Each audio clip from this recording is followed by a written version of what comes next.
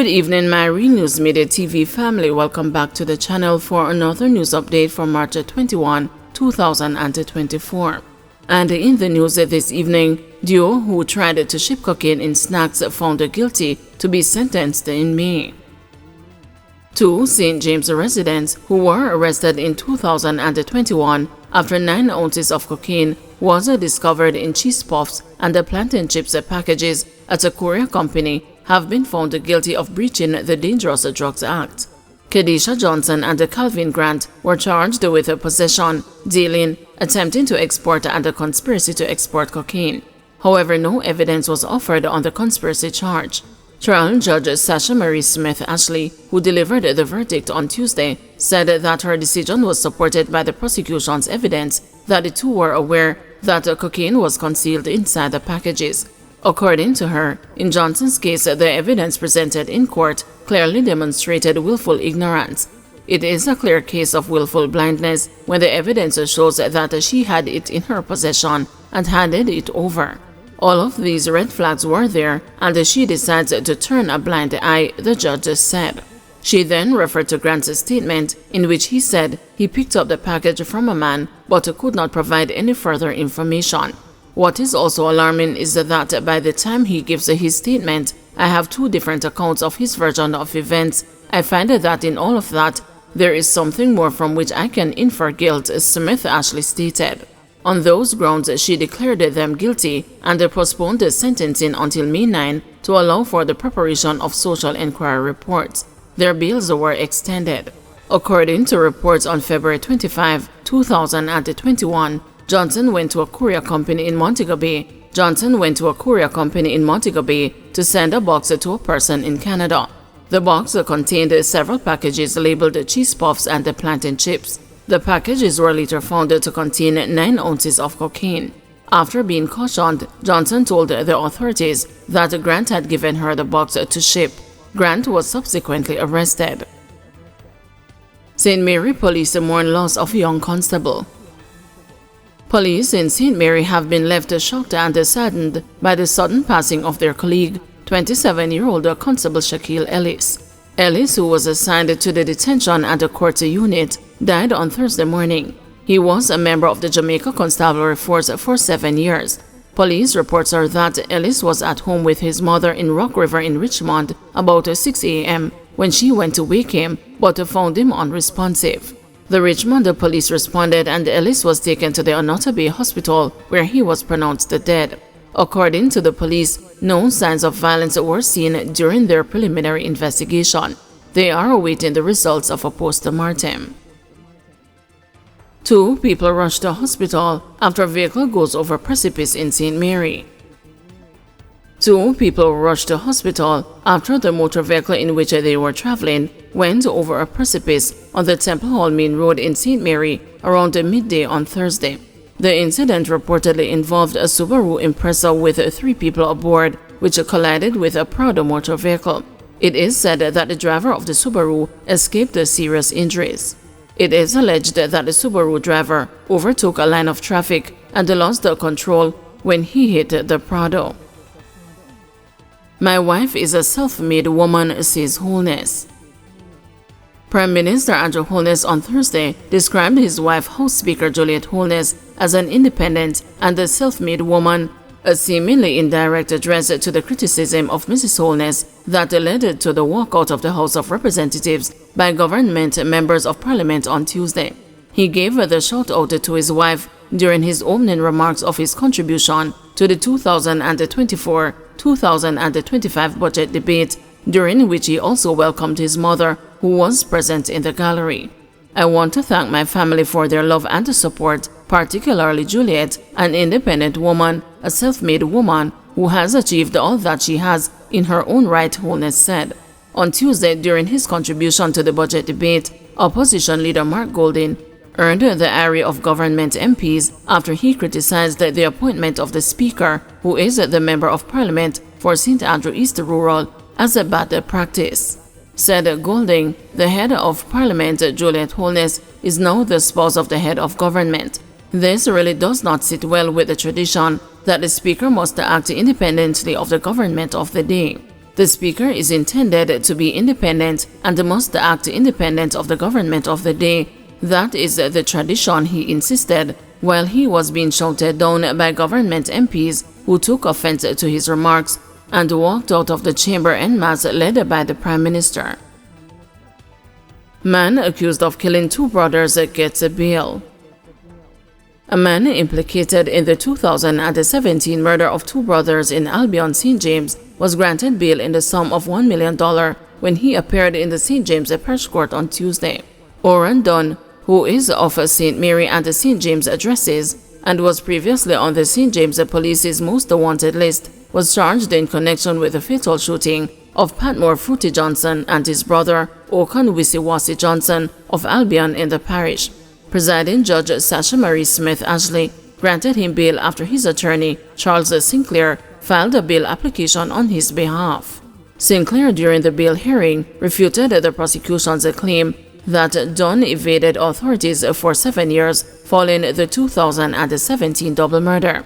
He emphasized that Dunn was not aware that the police were looking for him and turned himself in to the St. Mary Police after learning of his wanted status in St. James. The incident may have taken place at that time in 2017, but if you look on what the report is saying, on February 16, 2024, Oran Dunn surrendered himself. It is not a situation that he was looked for, sought after and captured. A relative of Oran Dunn contacted me to say that his picture was put on this thing the JCF has called Wanted Wednesday on Instagram, and it came out on February 14, said Sinclair. What is he doing in St. Mary? Judge Smith Ashley asked. That is where he resides from a long time ago. His family is there. Mr. Dunn is denying that he is a person who would have caused the death of anyone. Immediately it was brought to his attention that he was a person of interest, and he went to the police station and said, "Here I am." He has never committed any offense before. There is nothing against his name, and he himself surrendered to the police, Sinclair replied. The attorney further contended that there has been no indication that Dunn would have interfered with any witnesses in the case between 2017 and 2024, and that his client has been in custody since February 16. Meanwhile, the court was informed that Dunn's case is expected to be combined with that of Kingston resident Daniel Allwood, who has been charged in relation to the Johnson brothers' deaths and is scheduled to appear before the court on April 19. Additionally, it was revealed that the warrant issued for Dunn's arrest had not been submitted for the prosecution's case file. Judge Smith Ashley then granted Dunn bail and ordered him to find up to 2 people to serve as sureties. The bail was also subject to conditions, including Dunn's requirement to report to the police 3 times each week and hand over his travel documents. Additionally, a stop order was issued to prevent him from leaving the country. He was remanded until April 19, when it is anticipated that his case will be merged with Allwood's. According to the allegations, on July 16, 2017, a dispute arose among residents in the tenement yard where the Johnson brothers lived. Several people involved in the dispute reportedly issued violent threats during the altercation. The following day, July 17, 2017, the quarrel resumed when the Johnson brothers got into an argument with another man. During that altercation, a firearm was pulled and the 2 brothers shot. They reportedly ran a short distance before collapsing in their yard. The men were transported to hospital where they were pronounced dead. Opposition members return to Parliament for budget debate. Members of the parliamentary opposition are in the House of Representatives as the budget debate continues with the presentation of Prime Minister Andrew Holness. There has been speculation on whether the opposition would boycott the remainder of the budget debate after opposition leader Mark Golding was unable to complete his presentation on Tuesday due to the lack of a quorum. The disruption was triggered by a comment about House Speaker Juliet Holness, which led to a walkout by government members. A statement from the People's National Party on Thursday morning said its caucus of parliamentarians convened and thoroughly deliberated on its attendance at the Thursday sitting of the House. But while a decision had been made, the PNP said it would not be communicated to the public until 2 p.m. The opposition members, who initially appeared not to be present, walked into Gordon House shortly after the parliamentary sitting was convened on Thursday afternoon. The PNP said its decision was guided by its unwavering commitment to serving the people of Jamaica. DPP could rule very soon on whether others to be charged in SSL fraud, says Clark. Finance Minister Dr. Nigel Clark says he is confident of a ruling from the Office of the Director of Public Prosecutions on whether more people should be charged in the massive fraud scandal at the Stocks and Securities Limited. Dr. Clark is appealing for patience. In August last year, the Financial Investigations Division told the country that other people will be charged in the case in the coming months, but expressed the concern that some affected investors had refused to cooperate with investigators. So far, former Stocks and Securities Limited wealth advisor Jean Panton has been charged in the matter. She returns to court on May 27. Completing his budget debate presentation outside the Gordon House on Tuesday, following the walkout by government members, opposition leader Mark Golding questioned the lack of information from the DPP's office on the case.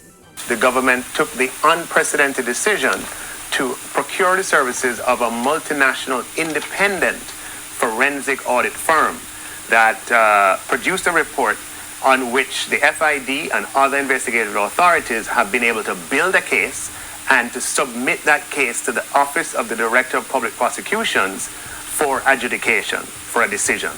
That Office of the Director of Public Prosecutions is an independent office, and I'm highly confident that anytime now, shortly, very soon, at some point in the near future, she will make a ruling.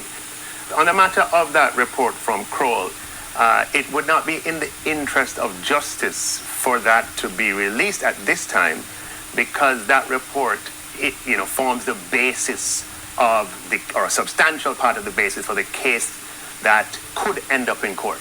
And once a matter is before the court, we have to be very careful if indeed we want a just outcome. Opposition leader Mark Golding had called for its release, adding that the country will not accept a cover-up of what he termed the shameful debacle, which has tainted Jamaica's reputation as a safe and well-regulated place for investment.